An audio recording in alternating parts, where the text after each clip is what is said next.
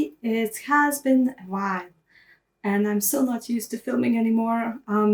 I really couldn't film for a lot of reasons, as there's a lot of things happening in my life. It was a very stressful time, but also a lot of noise from construction, which I think I mentioned before, so it's really hard to get into the right mood.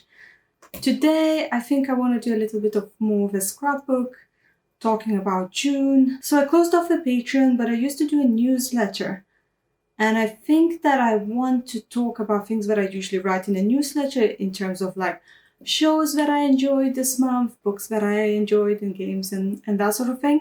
So if you're interested to find any title recommendations, stick around. The rest of the video will likely be a scrapbook from the rest of the June, and most likely me sketching. Just random drawings that not consolidated in any sort of beautiful way, but just having fun with like my sketchbook and so on.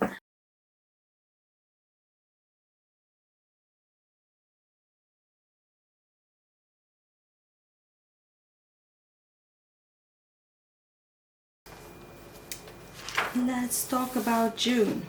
So I read a few books that I wanted to mention. Not every read is always needing a mention, but I read A Song of Achilles. I know the writer from the book Circe, and to be honest, I favor Circe because it's a strong female lead. So it wasn't my favorite read this month, but I thought it's worth a mention because how much of the recommendations it receives. Vian by John Harris. I love John Harris. She always also records her own audiobooks, so she narrates her own audiobooks, which her voice is perfect for the character. So I absolutely enjoyed the series Chocolate, and this is sort of a spin-off of a series. It kind of reminds me of Practical Magic, and it has that same sort of witchcrafty vibe. Vian follows a main character of Chocolat, Vian Rocher. It is a bit later, I think, than the rest of the books in the series. It's a new release, so it's sort of gap between the series itself. They all can be read alone. I'm pretty sure you will not be struggling too much as long as you have a basic understanding of the story.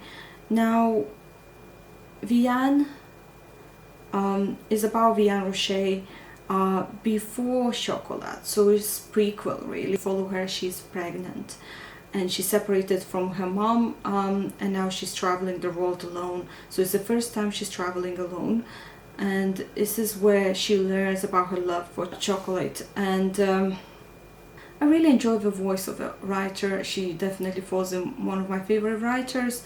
Her writing style itself is very magical, so I know it is not for everyone. And to be honest, her last book about fairies, I believe Moonlight Market, definitely fell short even with her chocolate books, but I generally tend to follow her books to some degree, so obviously I will be biased in this recommendation. So in terms of the books, I was in a reading slump and I just started recovering reading now. It's really like just about picked up again. Now in terms of watching, I have seen quite a few shows I really enjoyed, and one of them is Apothecary Diaries. I regret not picking it up earlier because it's sort of like a mystery and medical drama, and I generally don't like medical drama, but because it's medical mysteries, which is grounded in history and is quite fact-checked to some degree, I would say. So we follow this apothecary, to quickly tell about it, but basically is in the royal palace at that point, and there she solves these mysteries. Well, and I'm really looking forward to someday read the manga from the beginning probably, but at the moment I really enjoyed the series. This series specifically inspired me to go back and rewrite my current draft and make it more grounded, because as a mystery, as a medical mystery, it's very grounded and sort of fact-checked, like I say. It's very grounded in reality rather than superstitions. obviously I'm not doing the same thing because I'm not writing a medical mystery. So I just realized that I want to ground my magic a little bit better. Second one was Devil's Plan. I was absolutely obsessed. Most of the shows, if I like them, I have to binge watch them right away. So Devil's Plan was definitely a binge watch. It's the second season I'm talking about because the first season I already watched sometime before. It is a competition, TV competition of very smart people collected together. So let's say solving board gamey like challenges, let's say. A lot of them were sort of poker based actually. A lot of challenges ended up being poker based, which is Devil's Plan 1. In the first season there was a bit more variation. Now I did mention in the last month's newsletter, this is sort of similar if you like Genius, which is a sort of British TV show, but I like Devil's Plan better because we also have secrets outside of the main challenges. It's wonderful. It's like a big escape room.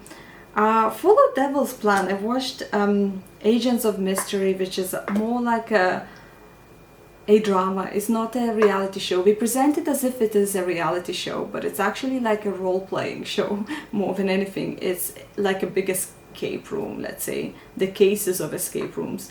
Felt like a little bit like a video game more than anything. So obviously Devil's Plan is my favorite. Grounded, very smart, very impressive. We watched the movie K-pop Demon Hunters, and yeah, I really liked it. It's very flashy. It's really K-pop vibe, which just reminded me of old time when I used to watch K-dramas and stuff like that.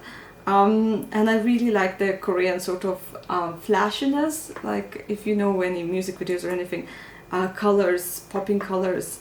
So it was quite fun. It was light and fun. I really like a bird with three eyes and some sort of character designs. So I'm sort of looking at it as an artist as well, I guess. But I had quite a bit fun with it.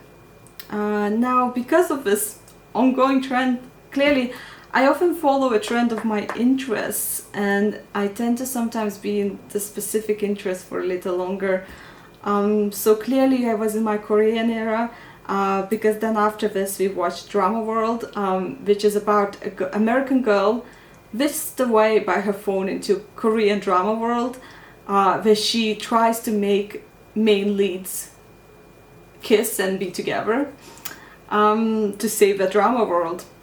That's pretty much the context of it. So we finished it entirely and we're waiting for season 3, which I don't think is announced, and it's really annoying because how it finished is not completed. So we'll see. Now, games. I like talking about games. We played more Final Fantasy VII. I think we put almost 200 hours into it now. We haven't finished the game yet, but we're so close. We sort of opened the most areas, I believe. Ended up finishing most of the challenges, and there's only like a few challenges sticking out. For a little while it was one of the big interests for me to play Final Fantasy VII. I kind of sort of weaned off of it now, so it's harder for me to finish it.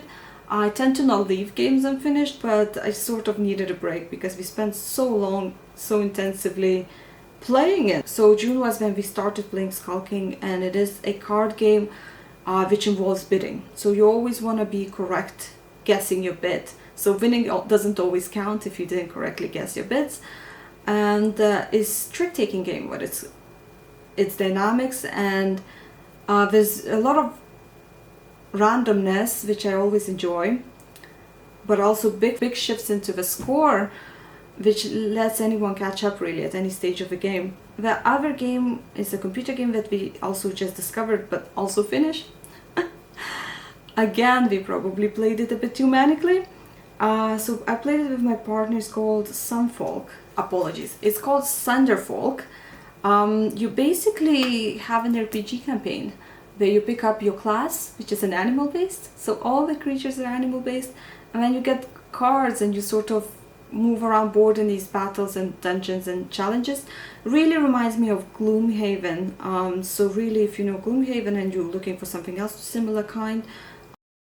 Now, usually after I talk about things I like to consume, I like to talk about progress. My progress wasn't great with any creative things. I had a lot of external stressors and also the heat, and all of that didn't let me do anything or focus or be productive, and just be floppy and play games.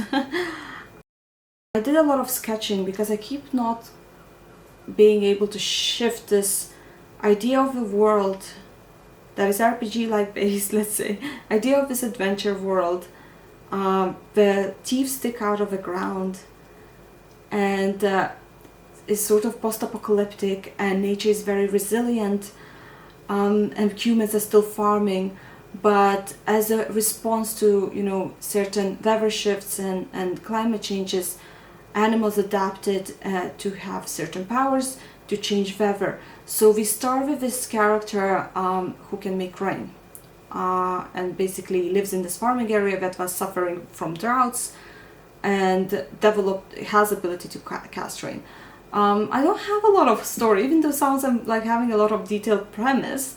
I don't actually have a lot of story apart just keep playing characters in my head, and keep imagining these locations. There's a lot of locations of this world as well, and I don't know if it's gonna grow into something or not. I keep thinking that this would make a wonderful graphic novel, but then I keep dropping it. So I do a lot of sketches, and then I drop that idea, and then sort of I start doing some sketches again. So that's what this video is mostly about, me thinking about these things really and sketching them. Now, I was also editing Occult Cafe, but I had again very big slump, because there are certain scenes that I end up hitting and always feeling like something's wrong, and then I get discouraged and I put it away for a very long time. So today actually I tackled those scenes because I'm in this rewrite of this draft. So I'm in the second draft, but I call it 2.5 because I have this massive rewrite of making it more grounded, changing certain aspects. I could cut out certain scenes, so it's still a really big rewrite, even though I felt like it was mostly done and like it was a novella, but it started growing a little bit, so I don't know if it's gonna end up sticking into the novella area. So I'm definitely changing a lot about it, so I don't know if it's gonna be finished soon or not, and I'm letting myself free flow and take my time. A slump is much worse to be in. Welcome to voiceover part of this video. I had a lot of ideas, and this one was particularly about water giants that are supposed to be robots. I came up with this idea playing Zelda, and I wanted the image to sort of still be reminiscent of Zelda. I didn't come up with a design yet for the robots, so I just left it as it is, but Zelda had no areas like that where it would be just water or mostly water and some robots in it. We also visit the Transport Museum, and I just wanted to share that part because this is reminiscent of Spirited Away a little bit, the old-timey machines. And obviously there's always a lot inspiration to take on from life. I really love these signs of stations hanged up, and I really would like to incorporate that into a post-apocalyptic world.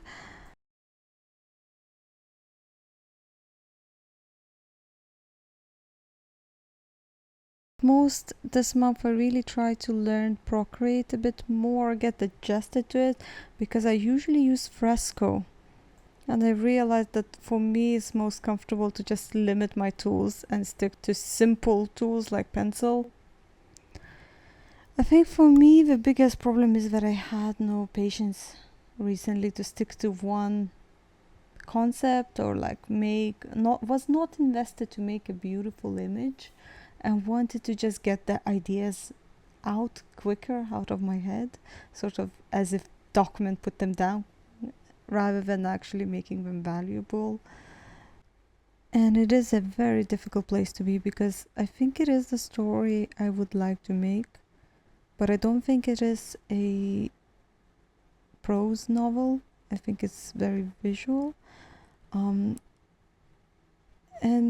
I don't have the right tools necessarily in me to make it how I want it. But I also want to stick to my own idea. So that's where the difficulty is. I know this was a little bit too much sketching. I might be sticking a little bit longer to visual art. I don't know. It's always unpredictable. But this is what June was like. Very random, very small sketching, no big projects, only small achievements.